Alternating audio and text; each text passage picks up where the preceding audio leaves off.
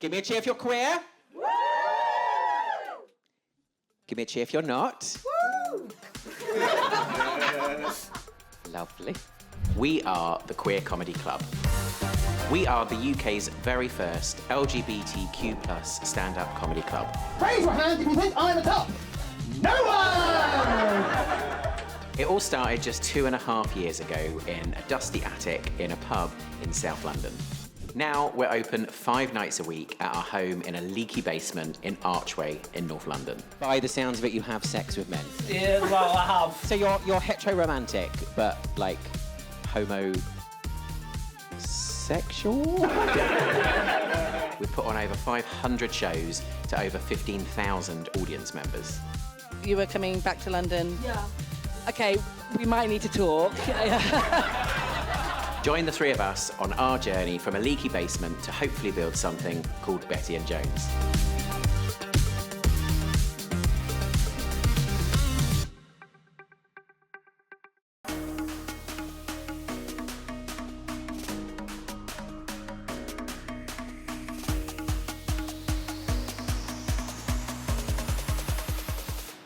Oh, hey, you're already here. I'm David, I'm the business brain in the group. I'm a stand-up comedian, and my style of comedy is a lot of crowd work. When I say that I do a lot of crowd work, people generally get quite scared, which is entirely the correct reaction. Have you ever taken a picture of your bumhole? Let's get inside.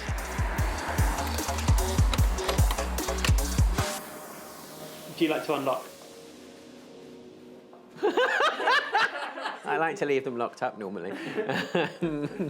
So I'm waiting for Jeremy and Kate, the other 2 owners. I suspect Jeremy will be the next one to arrive and Kate will arrive at some point before the end of the show. Normally we arrive in exactly the same order. Kate's normally like an hour and a half after she intended. I think Kate's always late because she's very badly organised. And just as I said, look who it is. Hey, babe. How are you? Yeah, not too bad. Is Kate here? I'm Jeremy, I'm 1/3 of the Queer Comedy Club, and I am probably one of the members with the most amount of energy, all about social interactions, positivity.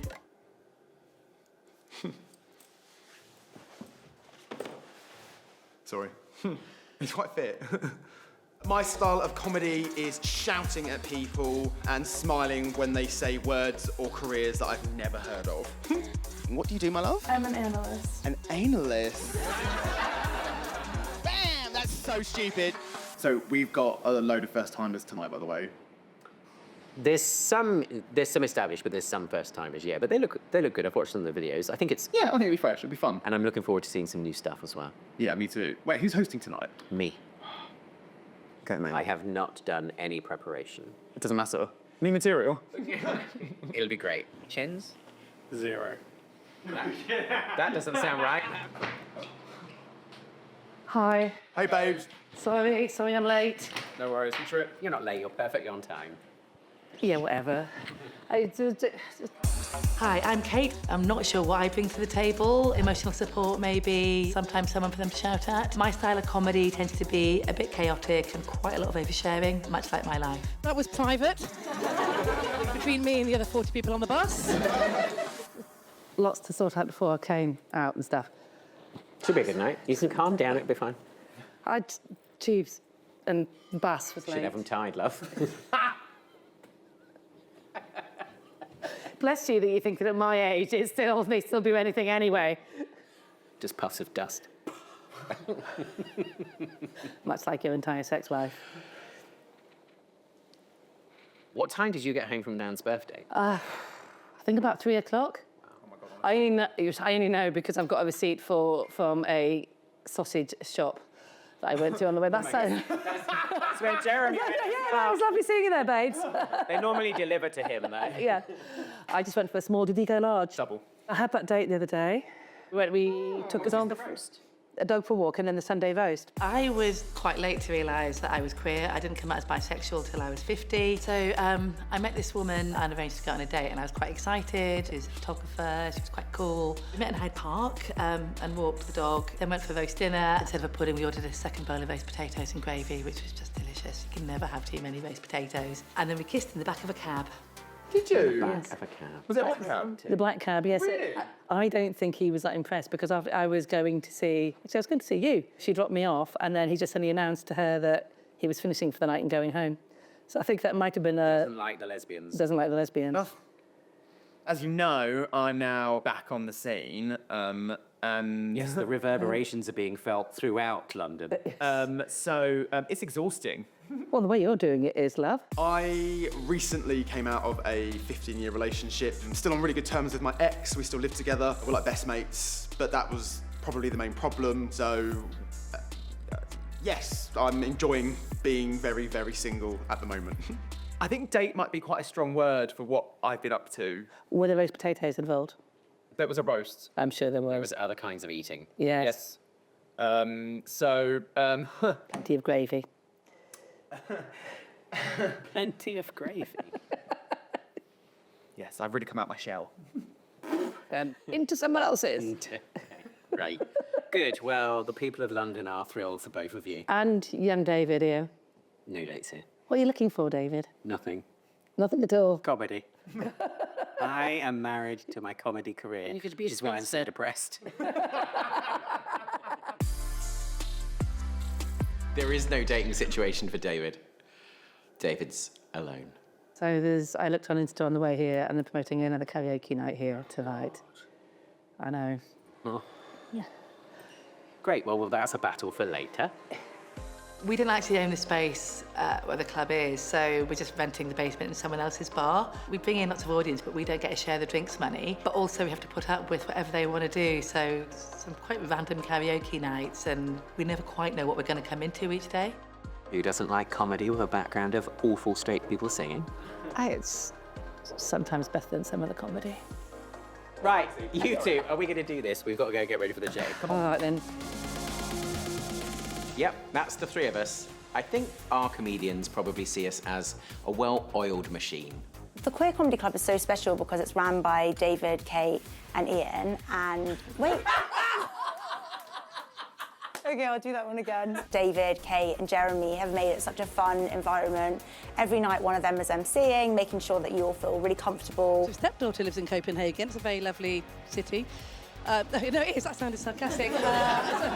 Kate, the steady hand on the rudder. Kate is the calming influence. David is shouting a lot, wearing a captain's hat. And you have now had a whole bottle of wine. Show me what that looks like on the count of three. 1, 2, 3. David always seems stressed. And then Jeremy is probably doing kind of like a pole dance on the mast. Like admitting your sexuality when you're in the minority. Jezza, I think, has just broken up with a long-term boyfriend, so I think his main thing at the moment is just trying to And the boat just absolutely thrives with that formation. That sounds really good, right? But what have I told you? This place is falling apart at the seams. This club is bigger than just the three of us. People come and start out, maybe doing their first comedy and then growing in confidence and talking about their identity and who they are. It's important to so many people. I gig at the Queer Comedy Club about once a month. It's just such a great place to try new material and be with the gays. My nickname at high school was Skittles because I was known for tasting the rainbow. It needed to happen. It needed to show that the comedy scene is more than just straight white men. It really celebrates all different types of people. You can really just be yourself and you feel like you can test new jokes or you can tell your best jokes and you always get a very nice, warm and receptive audience. I know that I'm something other than male in spirit, but in reality, I will press the button at a pedestrian crossing, especially if it's already been pushed. The crowd is very friendly, but also they are quite honest, so if something sucks, they don't suffer fools here. There's not many inclusive spaces like this. There's open mics that say they are, but they're like edgelords or what I call sausage fest, because you often show up and you're the only female. Get a curly perm and a permatan and become Gok Wagwan. Yeah, it's a lot of fun. Kate falls over a lot.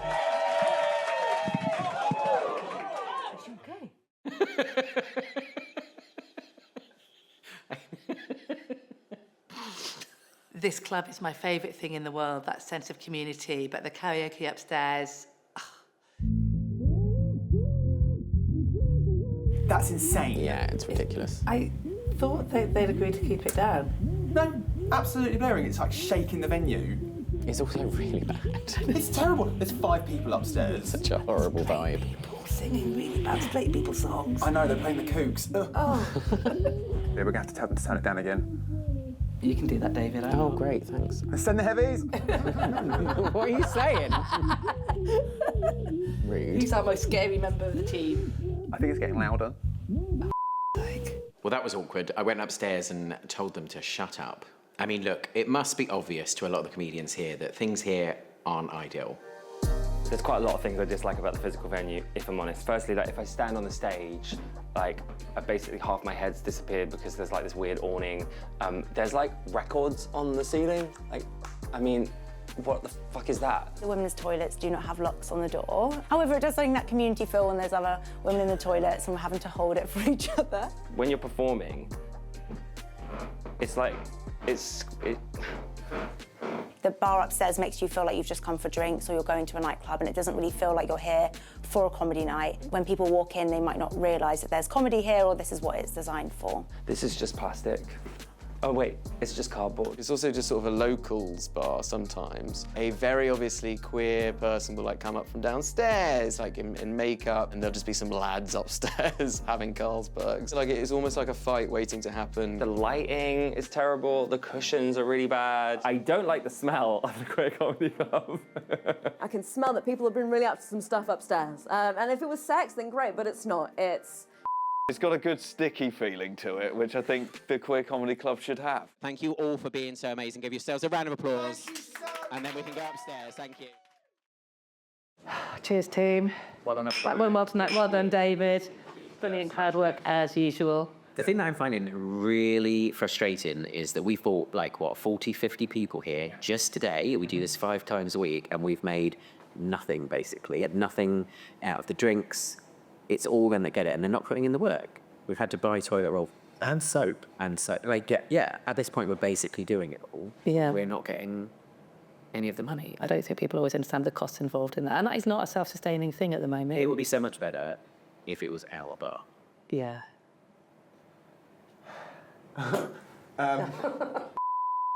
Quite fancy being a landlady. That'd be great. What would you be like, a bit of inch? So I will look at some options. So it was just one of those conversations that I never thought would go anywhere. But David is like a dog with a bone.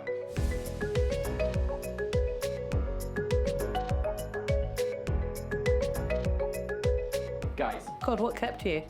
I think I have found somewhere for us. In Elephant Park in Elephant Castle, the new bit that they're building, literally, like, just off the park, there's a run of commercial units, and I have spoken to the agent and the landlords, and I sent them a little presentation that I made about us and what we do, and I just happened to have prepared. Just like that. And I've got us a meeting next week. It's 2,000 square feet, and I think, looking at it, I reckon we could do the comedy club, but also like an actual gay bar, like that we could trade independently. Like a new build commercial unit? Yeah. So I did like an online presentation about our backgrounds and how good we are and what we've been doing, and about the stats around the amount of LGBT people in Elephant and Castle, and they were already looking for something LGBT aimed because they worked out that there's so many people from the community there. God, this sounds perfect. Yeah, it's gonna cost a lot of money. I was going to say, how can we afford it? I reckon we're probably going to need like 250,000 to fit it out, I reckon. 300,000 US dollars, if that's a helpful comparison. It's a lot. You didn't take that tonight? If you hadn't been so busy flirting, we'd have made that. Story of our lives. Yeah. I think we would be able to raise it. And there's nothing else in the area, right? There's loads of gay people. There's no gay bars. We already know that people travel all the way here, but we would be moving to where most of our audience is anyway. So if we don't open a gay bar there, someone else is going to, right? Yeah. It needs to be us then, doesn't it?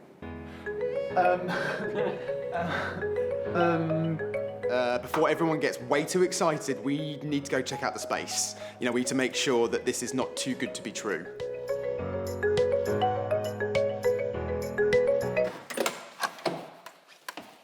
Oh, wow. So this is it? God, it's huge. Yeah. Oh my God. It looks bigger than you said it was. It's pretty big. The ceiling is so high. Yeah, and when they take this floor out for us to get in, it'll be even higher. But this is going to take a lot to fit out, right? Yep. How on earth, David? The opportunity to build this out from scratch, though, is going to be so different to where we are. It's not going to smell. Anyone can come in, look, it's completely ground level. That's amazing. Yeah, all one I love level. that. That's so important. And we actually have toilets that aren't minging and actually lock and maybe even work. Who knew? Yeah. It's going to need a lot of money to put the walls up, though. Well, we'll have to talk about the money. Are we ready to do this? You met me. What is crazy about opening a giant gay bar in a really gay area of London? Is it crazy? If we can get to the point of getting open, it feels like it'd be okay. I don't know how we get from where we are now to there. Yeah. Or has David actually just gone crazy? Or has he actually just gone crazy? I don't know. Oh, here you go. Thank you. Thank you. It's ginormous. A multi-storey car park. It only looks like that because it's because it's brand new and it's empty. It's just a shell at the moment, right? The question is, do we have a more sustainable business if we go somewhere big enough that we can have a proper comedy club with all of that, but then have like a full gay bar that people would go to independent of the comedy? Do we know how to run a gay bar? Do we know how to run a comedy club? Do we know how to run our lives? No. If we can get people selling out shows in our current venue, which is in the middle of nowhere, where there's no travel to. Exactly. Yeah. And it's not even that nice when you get there. No, it's horrible. No gays even know that area of London, and they still come. It's going to involve a lot of people. The money to fit it out is going to be huge. Where's that going to come from? Us? If this is possible and we can raise the funds, I'd love to move forward. Can you imagine if they said yes? It would be like one of the biggest new queer venues in South London. It's near where all... In London, probably. It would be bigger than Royal Vauxhall Tavern, which I think feels like a really big... Yeah. Feels insane. Like, if it's that big, we can do cabaret, we can have like a separate stage in the bar for drag and stuff, so that you keep the comedy club for comedy and comedic performances, and like maybe we could make the stage big enough for like theatre. I mean, I can see it. It just feels terrifying. And then actually, the running of it. We went big last time and we don't regret it, right? Let's do it again. All right. Yeah. No! The thing about Archway is it's quite a straight area. It's quite rock and roll. Not a lot of gays. But Elephant and Castle, gay. Lots of gays, all the gays, so many gays I can't even tell you. Like, you open Grindr there and it's just like, there's just too many. It's exhausting. So we've decided it has to be done. Time to discuss further in David's flat, where we have all our important meetings, because we are, in fact, super important. Like, as if it was a real thing. As if it was a proper business. We meet once a week. It's mainly just a chance to chat. I hope you're at a good angle there, Jake. Hello, sorry I'm late. Hi, babe. Hey. Okay, what's going on with this woman, the roast potato woman? I've gone from roasted to ghosted, basically. Oh, no. How long have you been holding on to that for? I possibly got carried away in my fevered imaginings. But then I had to go to that event in Cannes for my other job and walked into this event. And who was doing the photography? She was there. It's just an authentic lesbian experience, isn't it, basically? Because you can just never actually escape. But nothing about me. What about you? Yes, so being very busy. Uh-huh. I'm still living with my ex. Yeah. And, you know, we're making sure that we are catching up on... I've been a slut. I don't know what else to say. You're making sure that we're catching up. So you pop home and let him know? No, we're just keeping tallies, actually. We're just... Who's in the lead? It's neck and neck, I'd say. That sounds like a position to me. The most competitive we've probably ever been since we've met. Ironically, just actually bringing you back together, but not like that. Yeah, we're closer than ever. The mad thing is, we're getting on really, really well, and he is like my best friend. It's just nice to have sex. I wouldn't know. All I have is smoked potatoes. And then he's actually met someone. Yeah. Less guilty, it's great. Less guilty. Yeah, less guilty. What about you, David? Anything to report? Nope. We're going to put the application in, yeah, for the big unit. We need to think about what our vibe's going to be. Because one thing we do well is vibes. We bring the vibes.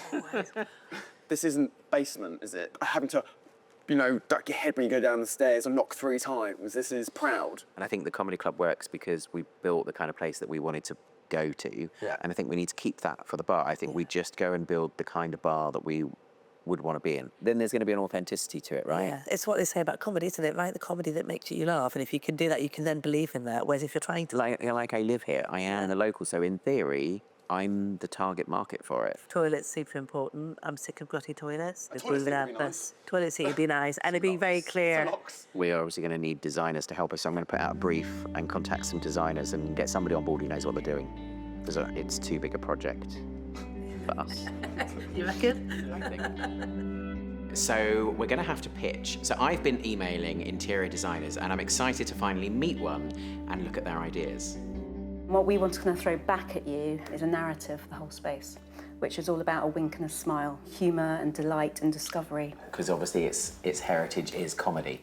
Great. Our initial concept was to have a fully tiled bar. Maybe we could have some fun with the bar top, so kind of looking at maybe an aqua colour that's a real pop. Yeah, like really bright. And then we can do some lighting, bold but simple. Bold but simple is the best description of the 3 of us I've ever heard. You know, even having the kind of the open front windows, that the community can actually see what's going on. Yeah, that's a really big deal because it's so unusual to find a gay bar that is even like on the main level, but to have so much glass and it be so open. Yeah. We really want that to be part of the design. This is who we are. This is what we're about. We need to talk about the toilets. Okay. One of the things that would save a lot of money is if we went for cubicles rather than rooms. Yeah, which is I know has a been shame. The reality is whatever we do, it'll be a massive improvement on where we were. So as long as there's locks on the doors. There'll be locks on the doors. Okay. I've been having a thought about the cloakroom for the machine to go on. But I was wondering if we actually put a barn door in that has got like a little flip-up area. How much more expensive? Probably about 3 times more expensive. So that's a no. We'll find something for the machine to go on. We'll fix it closer to the time. Okay. It doesn't feel like the kind of thing we'll forget. Emma, thank you so much. I cannot wait to put this into our pitch for Lend-Lease. I think it's really going to help, so thank you. We're excited. So we've submitted the pitch to Elephant Park with all of our designs, but I still need to update the guys on the most important question, which is the money. What are we going to call the place? Devrose? What? Devrose. At Blanche. Oh. I don't know, there's something about Golden Girls, isn't there, friendly? Oh, I love it's it. silly. All right, yes. I am obsessed with Golden Girls, as we know, and my hero is Betty White. What about Betty's? I've actually got goosebumps. Also, you know it's a gay bar. Yeah. Do you think everyone is going to get it? Is it? No. Is it camp enough? I think it's super camp. I don't think everyone's going to get it. Okay. And I think that's fine. I think that's fine. I quite like the being It can a just be a secret. name. And the great thing about Betty White is she is the comedy actress. But we have seen that clip 1,000 times of her and Joan Rivers, and I think Joan. Like, imagine spotlights. Yeah. Joan's bar. Joan's bar. I mean, more people will know who Joan Rivers is. Yeah. But will Joan? I don't know if that will. It's very short. Short. I was going to say Joan's bar. It's quite hard to say. I'm off to Joan's. I don't know. Maybe that doesn't work. Betty and Jones. Put them together because we watch that clip all the time. Like they were. Everyone knows that. You know what we'd call it for short, don't you? BJs. BJs. Oh, shut up. That's amazing. Oh my God, we could have merch. I heart BJs. It sticks in your brain, right? Yeah. I'm off to BJ's tonight. And everyone will just call it BJs. You know, I can really see that as a sign, you know. I don't know if I want to pitch BJs to Lend-Lease. I think that might come later. The biggest BJ in South London. Also at Christmas, we can play Cher's Christmas song and make it about us. BJ's play a Christmas song.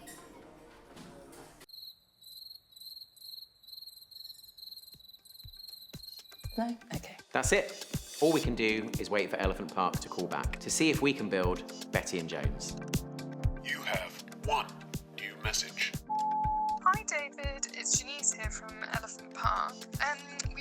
enjoyed your pitch, but just had a few questions.